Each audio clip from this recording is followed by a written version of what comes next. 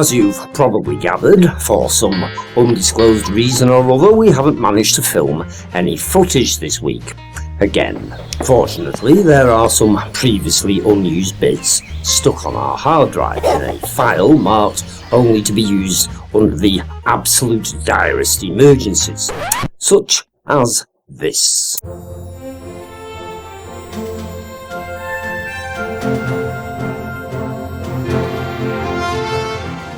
Believe it or not, Lancaster Priory, sandwiched on the summit of Castle Hill between the castle itself and the ancient Roman bathhouse, is mentioned in the earliest known ballad of Robin Hood, aka A Little Guest of Robin Hood, published circa 1492. Or, at any rate, the prior of Lancaster Priory is. It's not a favourable testimonial, to be honest. You could look it up for yourself if you want. The story's too turgid to fit into a short film such as this. Before the Priory, and the castle come to that, went up, Castle Hill was occupied by a Roman fort. The first church appeared around AD 200. This was replaced by a Saxon church circa 600 AD. The remains of the Saxon doorway can still be found in the nave, along with a runic cross carved with the words Pray ye for Sinibald Cuthburrock. I've no idea who Sinibald was, but with a name like that he could probably do with all his spiritual help he could get. Actually, the cross is in fact a replica. The original, true to form, is now in the British Museum. Thieving Cockney bastard. In 1094, the Benedictine Priory of St Mary was established, and in 1360, and so on and so on. Best move forwards. I can hear you lot yawning from here.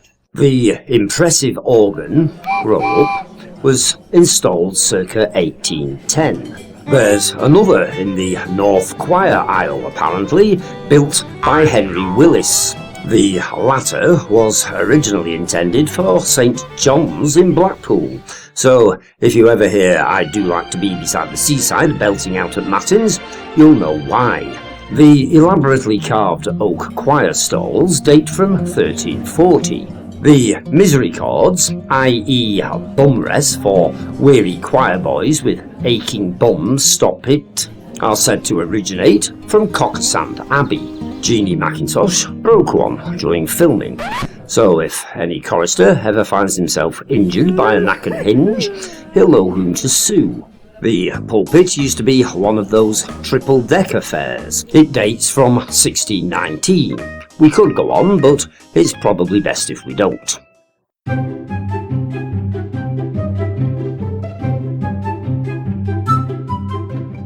There's a lime quarry around these parts. It's not very big. In fact, it's so not big that we didn't bother to film it. However, you can still see the remains of the lime kilns on Club Lane. If you look hard enough. Make sure you inform the Bowland Mountain Rescue Squad first though, the kilns aren't exactly labelled.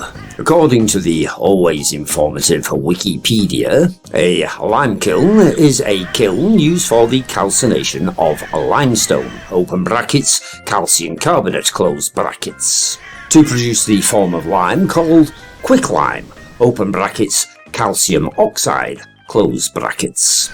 So now you know. Lime has been used both as a bonding agent in mortar and as an agricultural supplement since, well, time immemorial. We could go into the process of how the lime was extracted, but we're not going to. There's another lime kiln at Ratcliffe Wharf and various other now defunct transportation stations along the Lancaster Canal. Unfortunately, they're not terribly interesting either.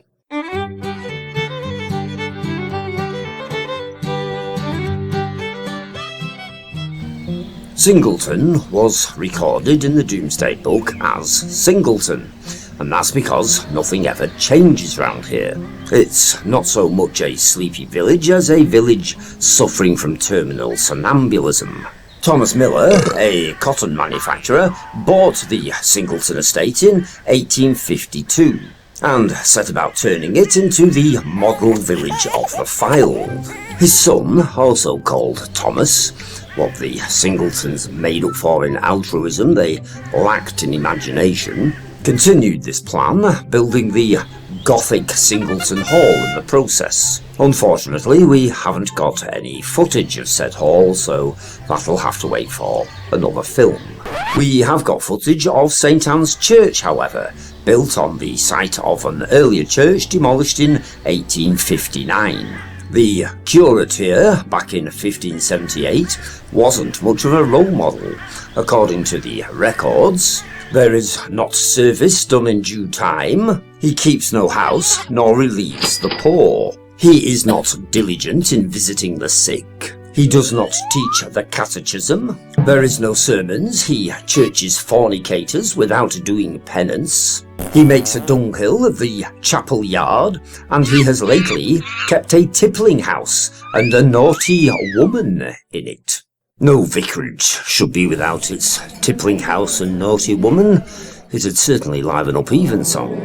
The current church is a Grade 2 listed building, even though it was only built in 1861. There's a Norse cross base amongst the graves.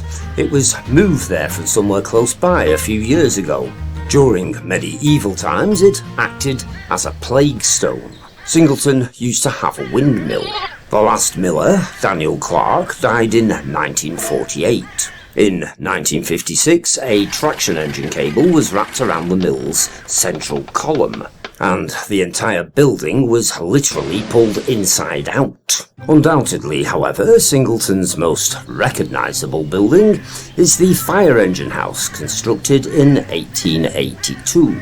The engine was a horse-drawn affair, said horse being kept in a nearby field. The response time during emergencies varied, depending on how cooperative the horse was being. The building isn't used as a fire station these days. Nowadays, it's a substation, although exactly how they managed to get a submarine inside is anybody's guess. We're almost done, and we haven't had a ghost story yet. Let's turn to the extremely late Reverend Bulpit then, who informs us that long ago, which is another way of saying he doesn't remember when, one of the cottages was haunted by a large black hound. It wasn't an unpleasant beast, in fact, it helped the cottager gather in her eggs. The village priest, however, was having none of it. According to Bulpit, the phantom hound was laid to rest under the wire until the waters ceased to flow. On which anticlimax, click like and subscribe if you want, and hopefully we'll meet up again here next week for a slightly more interesting episode.